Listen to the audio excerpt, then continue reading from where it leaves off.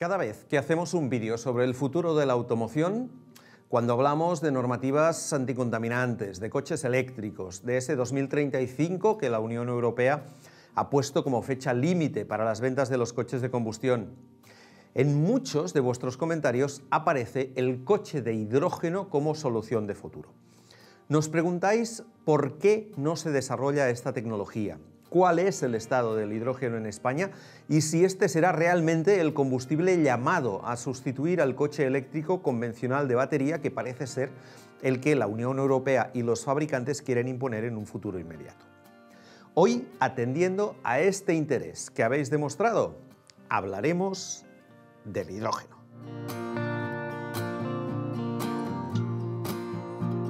El hidrógeno es el elemento químico de número atómico 1 y se representa en la tabla periódica de los elementos con la letra H.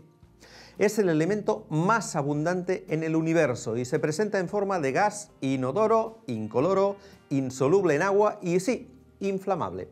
Es un gas un poco rarito. Además de ser el más ligero conocido, tiene la mala costumbre de licuar a nada menos que 253 grados bajo cero y a solidificar 6 grados más allá, de modo que ya nos podemos ir olvidando de usarlo en estado líquido para usos no especializados.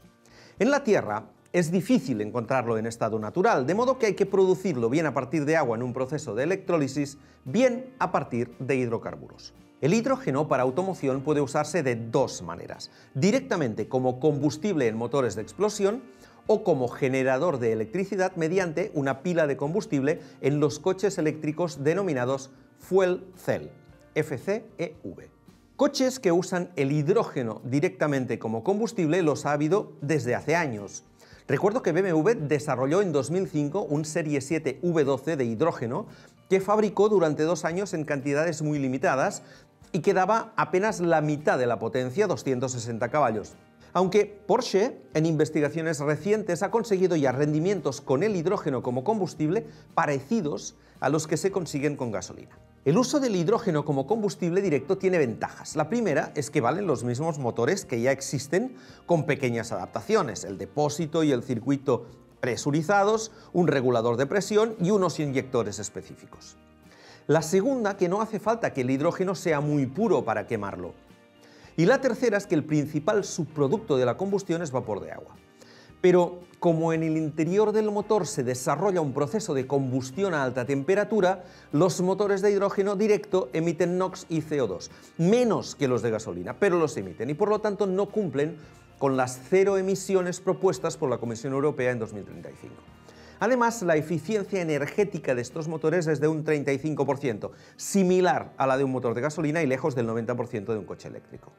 La otra alternativa son los coches de pila de combustible o fuel cell. De entrada hay que aclarar que estos coches no son de hidrógeno, sino que se trata de coches con un motor de propulsión eléctrico. La diferencia con los eléctricos llamados de batería, los que tenemos actualmente a la venta, es que en este caso la energía eléctrica que el coche consume la genera el propio coche mediante una pila de combustible de hidrógeno, que al combinarse con el oxígeno del aire provoca una reacción química que permite generar la electricidad para mover el motor eléctrico.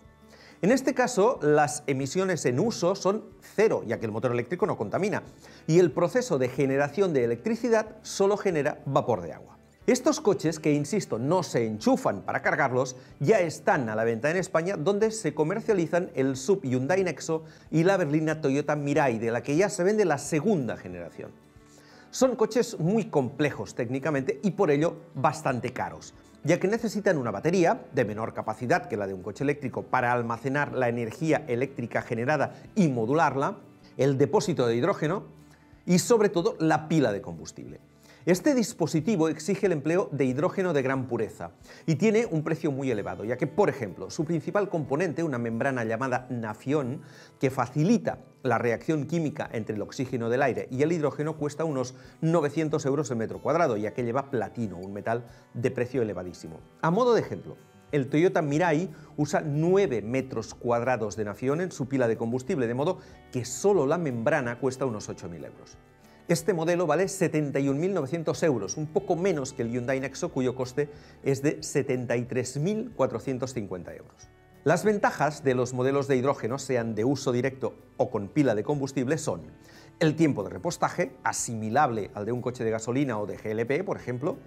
Una autonomía superior a la del coche eléctrico. El Nexo y el Mirai ofrecen entre 600 y 700 kilómetros con un único llenado.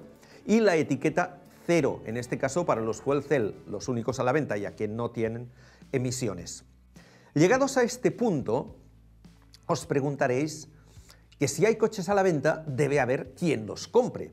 Y sí, hay empresas que compran modelos fuel cell. En España el parque es de 21 unidades, ahora mismo 16 Toyota y 5 Hyundai, y se completa con algunos autobuses. Todos son propiedad de empresas que disponen de aprovisionamiento propio de hidrógeno para otras aplicaciones industriales y lo aprovechan. Esta cifra contrasta con los más de 2.500 coches de pila de combustible que ya circulan por Europa, con Alemania, los Países Bajos y Francia en cabeza.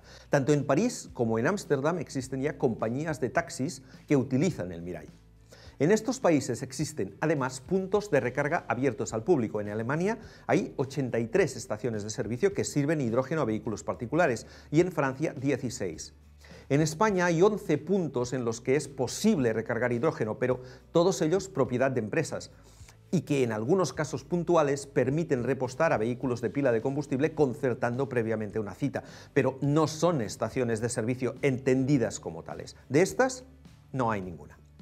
En resumen, que estamos en mantillas, y de nuevo, como en el caso de los coches eléctricos, a la cola de Europa. El gobierno español, a través del Ministerio de Transición Ecológica y Reto Demográfico, ha redactado una hoja de ruta del hidrógeno que prevé que en 2030 existan en España entre 100 y 150 estaciones de servicio, alejadas menos de 250 kilómetros unas de otras y establecidas en ciudades de más de 100.000 habitantes y en las principales autopistas.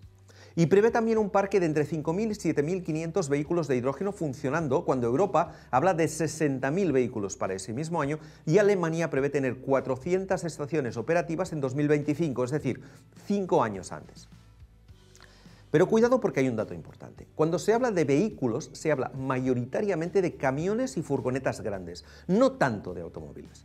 La Unión Europea tiene en marcha un ambicioso plan para el hidrógeno como sustituto, y cito textualmente, de aquellos procesos industriales y de transporte en los que resulte difícil encontrar otras alternativas.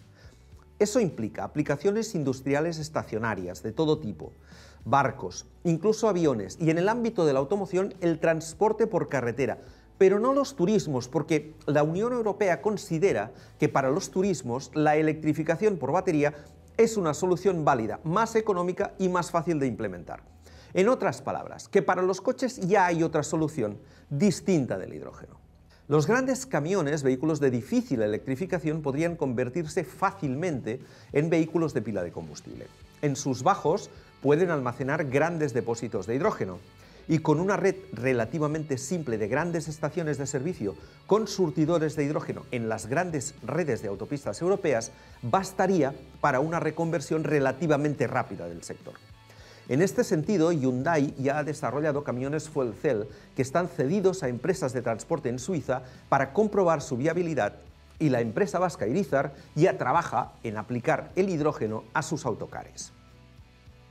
Es evidente que si se establece una red de suministro a nivel europeo, los turismos de pila de combustible o de uso directo de hidrógeno, si pasan el corte de la Unión Europea, dispondrían también de posibilidad de repostar, y su desarrollo podría acelerarse al rebufo de los camiones y las furgonetas. En este último ámbito, tanto el grupo Renault como Stellantis tienen sendos proyectos para producir furgonetas fuel cell. En el caso de Stellantis, para venta directa a empresas, y en el de Renault con un paquete que incluirá tanto los servicios para flotas como la instalación de estaciones de generación de hidrógeno en las empresas interesadas. Pero este atractivo panorama se ve ligeramente empañado por la realidad del hidrógeno en Europa ahora mismo. Es evidente que el uso de hidrógeno para la automoción solo se justifica si éste se produce de forma limpia. Actualmente se describen 4 tipos de hidrógeno: el gris, fabricado a partir de gas natural o hidrocarburos; el azul, que incluye técnicas de captura del CO2 generado; el turquesa, que elimina las emisiones de gases de efecto invernadero; y el verde, que es el producido mediante electrólisis de agua y electricidad limpia procedente de energías renovables. Bien, Hoy el 99% del hidrógeno que se produce en España, mayoritariamente para uso industrial, es gris y por lo tanto con generación de CO2 y emisiones contaminantes. Es evidente que no nos vale. De todas maneras, hay brotes verdes, y nunca mejor dicho. La Asociación Nacional de Fabricantes de Automóviles y Camiones, ANFAC, ha hecho un llamamiento para que de forma conjunta empresas y administraciones públicas se pongan a trabajar y ha publicado un plan más ambicioso que el gubernamental con 10 medidas que se presentaron hace menos de un año.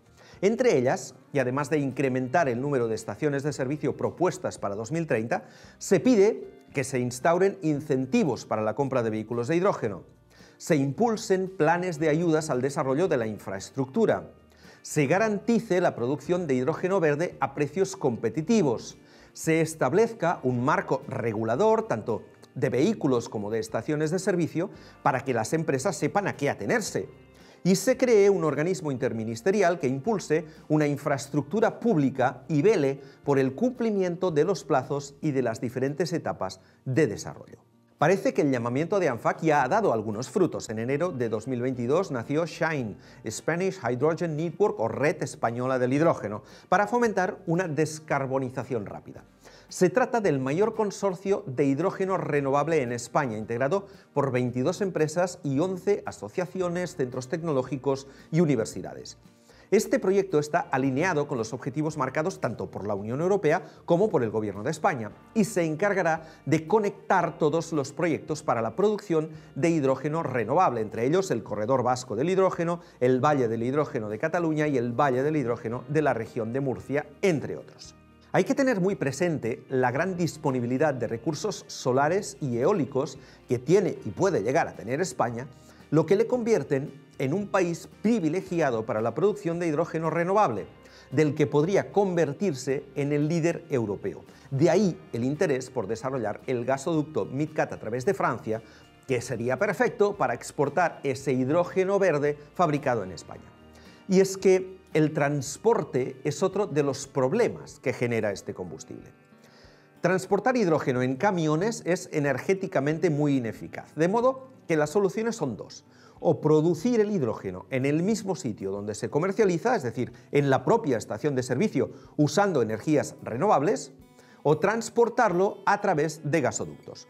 Para ello pueden usarse los actuales de gas natural en un porcentaje limitado, o crear nuevos gasoductos que valgan tanto para el gas como para el hidrógeno, ya que los actuales pueden deteriorarse al no estar pensados para el hidrógeno, que tiene características distintas del gas natural. Uno de los mayores sistemas de producción de hidrógeno mediante electrólisis está en Puerto Llano, Ciudad Real, en el Centro Nacional de Hidrógeno, la planta más importante de producción de hidrógeno verde en España. Disponen de una placa solar fotovoltaica de 100 megavatios, un sistema de baterías de ion litio con capacidad de almacenamiento de 20 megavatios hora y es capaz de producir unos 360 kilos de hidrógeno cada hora, de hidrógeno verde. A esta planta se unen otros proyectos en Euskadi y en otras comunidades autónomas. En resumen, que avanzamos, pero que seguimos con numerosos problemas cuya solución parece más lenta de lo previsto. El éxito de los vehículos de hidrógeno depende de que se desarrolle una producción limpia y de que se creen las infraestructuras necesarias para garantizar el suministro al consumidor, lo que no es precisamente barato. Una estación puede costar entre 700.000 y 8 millones de euros en función de su tamaño, y amortizar y rentabilizar esa inversión sin una masa crítica de clientes potenciales frenará muchas iniciativas al respecto. Y por supuesto, hay que rebajar también el precio del kilo del hidrógeno producido. El gris está por los 3 euros, más o menos, más ahora con el gas por las nubes. Y el verde está entre 2,5 y 5 euros el kilo y es muy sensible al precio de la electricidad. A todo ello hay que añadir el elevado precio de los vehículos, que se calcula que no se igualarán con los de combustión hasta 2030. Y no perdamos de vista que hablamos siempre de camiones y furgonetas como primera prioridad. Una oferta escasa unida a un precio elevado genera una demanda insuficiente para que las estaciones de servicio inviertan en hidrogeneras donde repostar. Y sin una red de repostaje suficiente, ¿quién se anima a comprarse un coche de hidrógeno? Es la pescadilla que se muerde la cola. La tecnología de pila de combustible de hidrógeno parece ser que será predominante en un futuro en el ámbito del transporte pesado por carretera. el Consejo del Hidrógeno, una iniciativa mundial liderada por presidentes y directores ejecutivos de empresas líderes en energía, transporte e industria e inversiones, estima que el hidrógeno supondrá el 18% de la demanda energética mundial en 2050. Y estaría muy bien que el automóvil entrara a formar parte de este 18%, entre otras cosas porque los modelos fuel cell son mucho más limpios en su proceso de producción que los eléctricos convencionales, de los que ya se ha dicho que, como solución para alcanzar las emisiones cero en 2035, son la única alternativa actual razonable, pero que con sus enormes baterías no son una solución a largo plazo. Los fuel cell, modelos eléctricos pero con baterías pequeñas, mayor autonomía y que usan el hidrógeno como generador de energía, pueden ser la siguiente fase. Pero, una vez más, hay que realizar una apuesta fuerte por ello. Y esta debe ser una apuesta de país, teniendo en cuenta las posibilidades de autoabastecimiento de hidrógeno verde que tiene España. ¿Se hará? Tal vez, pero yo en cualquier caso creo que esperaré sentado.